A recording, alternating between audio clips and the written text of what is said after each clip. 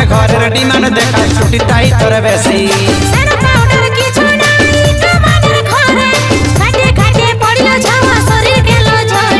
ক্যারেক্টারের দোষ আছে মারিস না ভাকি বেশি বাপের ঘরের ডিমান্ড দেখা ছুটি তাই তোর বেশি